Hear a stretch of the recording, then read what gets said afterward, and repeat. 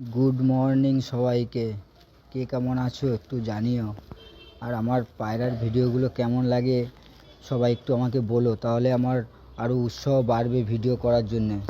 আকাশ পাখিঘরের তরফ থেকে সবাইকে অবিরাম ভালোবাসা। কাজের পরে এদের সাথে যে সময় কাটাতে কতটা ভালো লাগে, এই মুহূর্তটা আমি কখনো মিস করতে চাই না।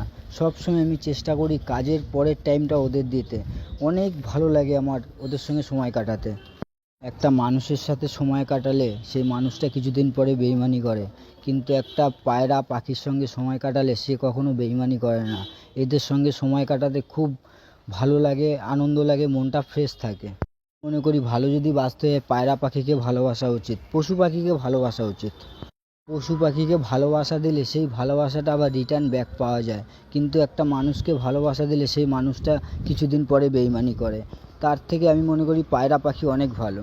আমার খাবে আমার পড়বে, কিন্তু আমার সাথে কখনো বেইমানি করবে না। এরা আমার খাবে আমার পড়বে, কিন্তু আমাকে সবসময় উৎসাহ দেবে, ভালোবাসা দেবে, স্নেহের বন্ধনে আটকে রাখবে।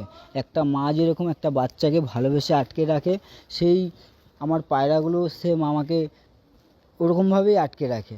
ওদের প্রতি যে মায়াটা, সেই মায়াটা আমি কারোর প্রতি পাইনি। পায়রা লাভার যারা আছো তারাই বুঝবে এই জিনিসটা।